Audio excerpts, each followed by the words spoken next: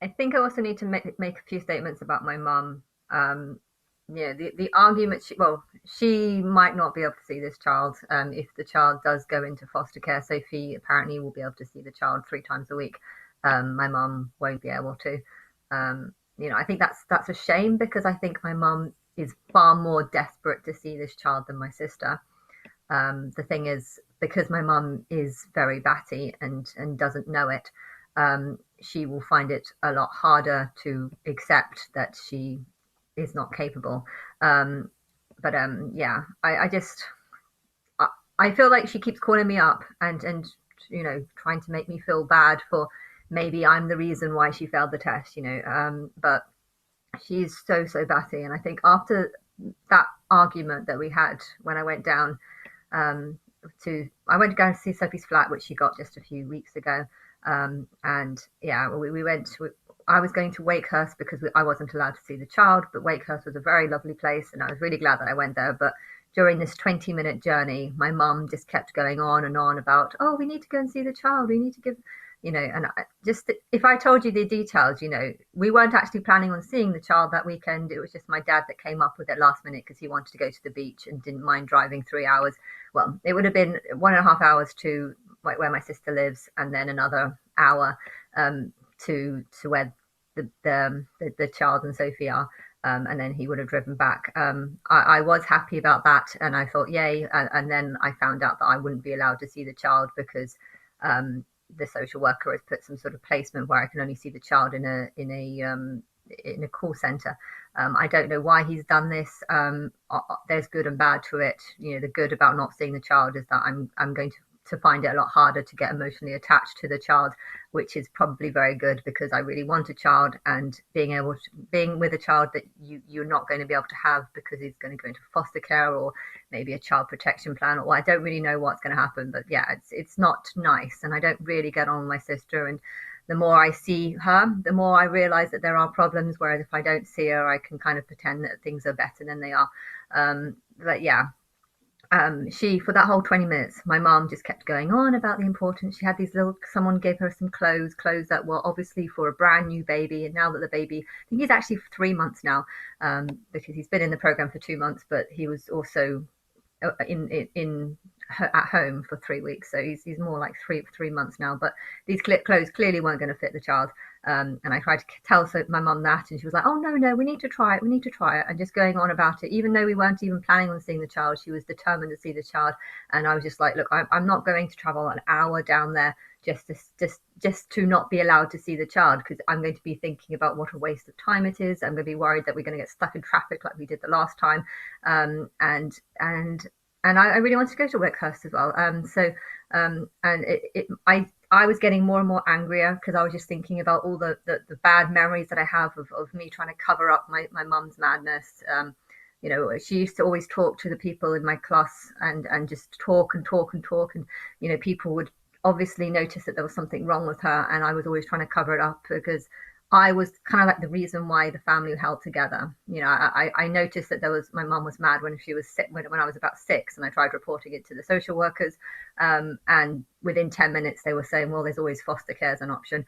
I think it was also her forcing me to go to church. Like, she was mad on forcing me to go to church, and it just didn't make any sense. Like, I remember one time I didn't even put any knickers on, and she was just like dragging me down the stairs by my hair, and I was like, no, I haven't got knickers on. I'm not leaving the house without knickers. And she forced me to go to church without knickers because she was that determined for me to go to church without. And it was embarrassing for me because it was a windy day, and it was a horrible journey. Even though it was a 2-minute walk, it was freaking awful. I think that was probably the thing that I actually reported. But I didn't want to go into foster care because I liked being the head of the family. I liked making the decisions. I liked being able to prove. I wanted to be able to prove, because I believed in reincarnation even back then, and I wanted to prove that just because I was a 6-year-old, that doesn't mean that I was actually a child. I've always had this strong desire, like Aaliyah did, to prove that age is just a number, and I really wanted to do it when I was that age. And when I became 12, I feel like that was the age that I really wanted to just buy a house, move out, and prove to myself that I can live as an adult at the age of 12.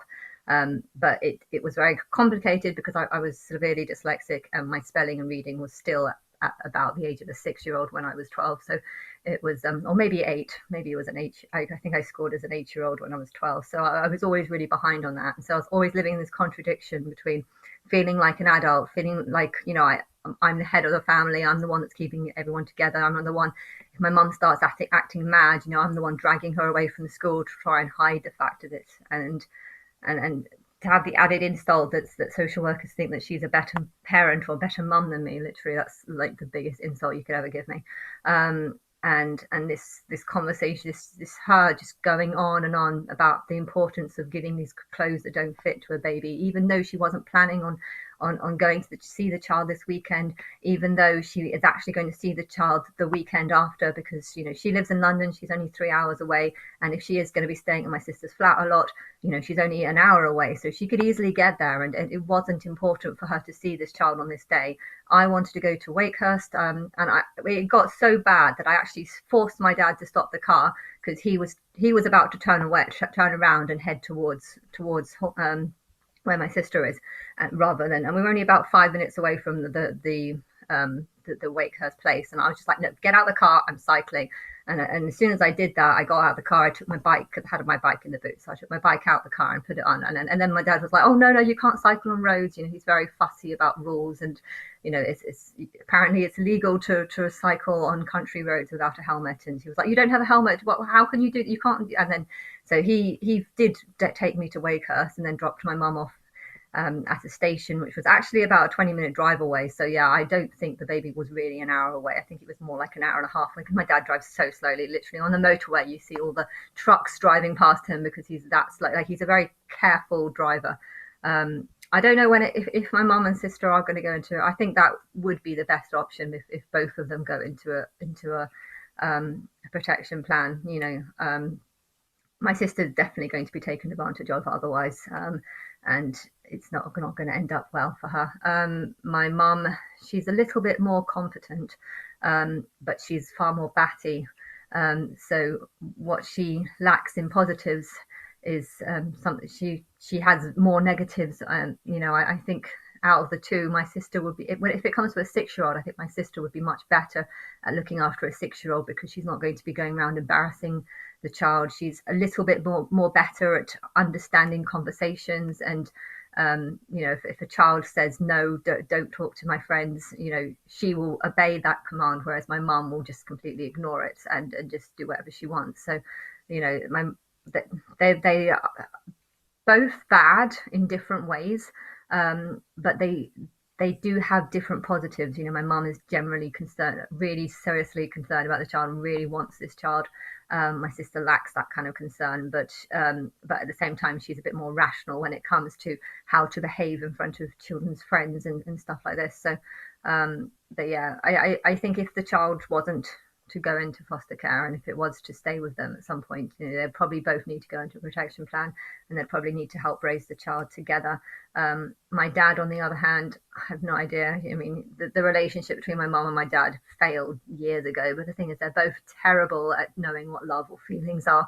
They don't have love or feelings, neither one of them are like that. And I don't know. I mean, I do believe that my dad was the guy who made China's first bridge, and I feel like because of that, you can't hate someone who helped build the world's it might have been the world's first bridge. I don't know. It was definitely in China that he lived, because of this weird conversation that I had a few years ago, where it felt like he was talking to something in his head, and I felt like I was talking to that same thing, and it was through that he told me.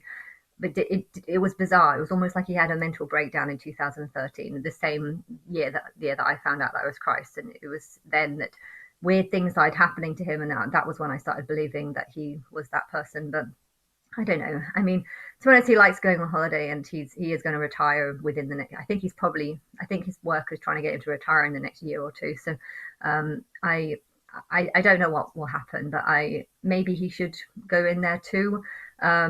Or maybe he should just have a break from my mum so that they could stop arguing, and he could learn that arguing is not actually what's supposed to be normal in a relationship. But I don't know. He will do whatever he wants, I guess. But he too has no interest in me or something. But for some reason, I kind of accept it. You know, when my mom has no interest. My mom does have interest, but she just winds me up so bloody much. But my dad just has no interest and kind of just sticks to the side. And I feel like I've just accepted that that's how males are. Fathers are useless and they just make money. And he does buy me lots of nice food. And I like free food. And he's taken, over the years, you know, he's taken me to so many different restaurants.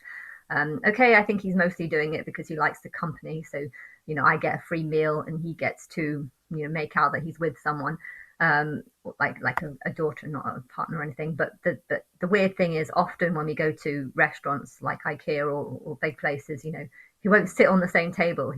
Will go to the counter, he'll buy me the food, and then I'll go sit somewhere, and then I'll look around to find out where he is, and I've gone and found that he's gone and sat on a different table. You know, the number of times that happened is so many times, and I don't know. It's like, on one hand, I like him because he's bought me lots of food, but on the other hand, I hate him because my mum has actually given me so much more, because my mum helped me buy this house. And if it weren't for this, my mum giving me 50,000 to buy this house, you know, I wouldn't be able to buy this house. And even though my dad's only bought me food and it's probably amounted to far less than 50,000, I feel like because he's done these little nice gestures, he's actually given me a slightly better life.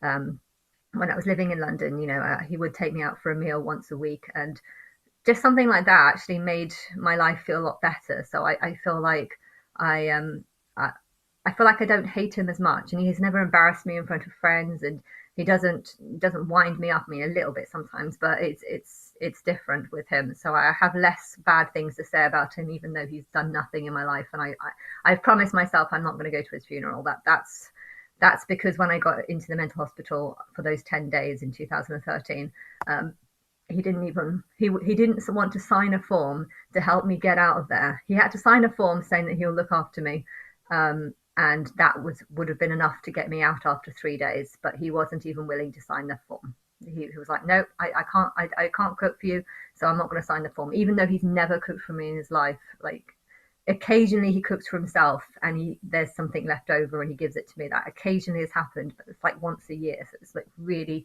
but yeah, I don't know about him.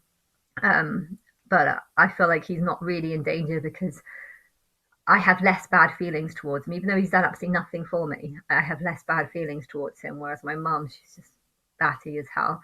And my sister is incompetent and will need protection, and this baby as well. Um, I don't know. It's probably best that he does stay within the family. Maybe I don't even know if I don't know. I mean, because my mum is so desperate for a grandchild. But yeah, in this world, grannies have no rights, which shouldn't be the case. Because sometimes, you know, there is situations where grannies are more caring. But yeah, if they're mad, then there's a little bit of complication there. But I just needed to say that.